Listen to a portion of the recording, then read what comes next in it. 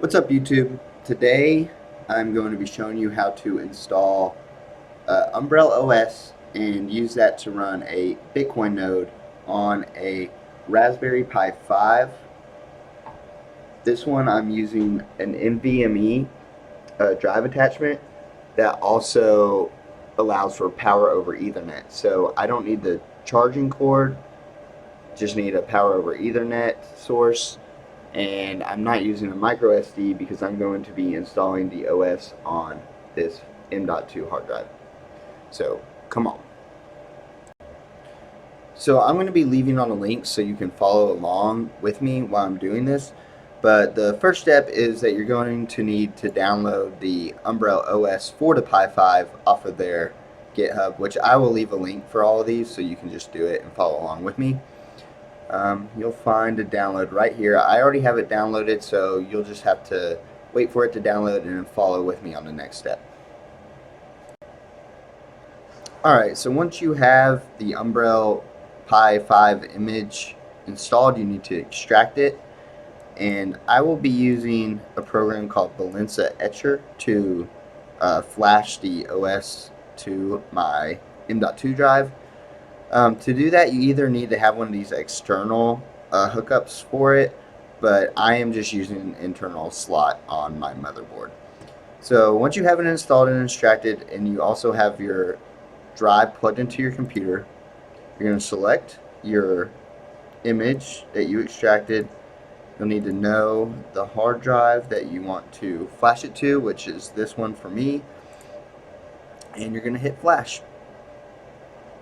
It's warning me that it's going to erase all of it. Let me double check just to make sure this is the right one. My 2 terabyte drive. Alright, it is. So I'm going to flash that. Hit yes. And I was going to say this might take a little bit, but I guess it's way faster on an NVMe drive than it is on an SD card. So now I've waited a couple minutes to let the computer start up, and I will show you how I find its IP address. So I use a program called Angry IP Scanner, and I let this run, and it scans my local network to see what devices I have on and what ports are open. So I know that the device I plugged in is this 192.168.1.9. So I went ahead and you type that into a web browser, and it gives you a web page to access your device. Welcome to Umbrella. So I'm going to start setting it up here. All right.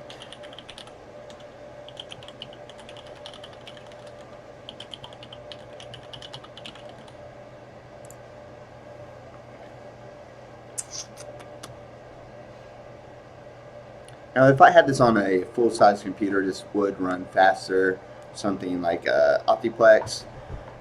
But since this is just a Raspberry Pi, it runs a little bit slower, but that's okay. So, we are Bitcoiners on this channel, and we want to run our own Bitcoin node. So I'm going to install, I think this one is, yeah, this one's Bitcoin Core, and there's also Bitcoin Knots. I am already running a version of Core on my other node, so this one I am going to run Knots. Both Bitcoin implementations, and right now I would say both are fine. You know, the more options we have as node runners, the better. There is some, I guess, friction between the core developers and the guy running Bitcoin Knots, but Bitcoin Knots is basically a fork of Bitcoin Core. You are welcome to install either one you want, but I would recommend to do your own research. Alright, now that Bitcoin Knots is installed, I'm going to click on it and change some settings to kind of speed this up. Okay, outgoing peer connections, I don't want any over the ClearNet. For privacy, incoming, I will allow Windows. Okay, that's all I need to change there. And then I am going to change this cache size Choose the size of the UTXO set to store in RAM. A larger cache can speed up the initial sync, and that's what we're doing. We're doing the initial sync. So change this to 4,000. Save.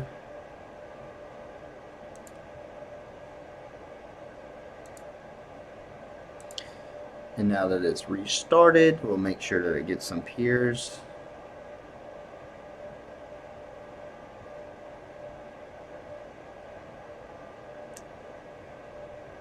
Right, and it's starting its initial sync.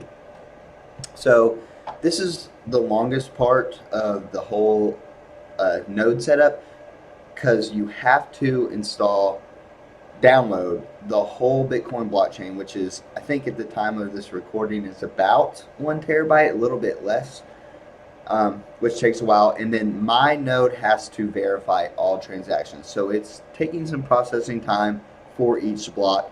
And the farther into time of the blockchain that we get, it actually gets more intensive processing time. I think that's after SegWit, when they started segregating the witnesses into a different data set. I don't know the exact specifications or nuances with that, but we will let this run, and I will show you how to connect wallet software to this once it is fully synced.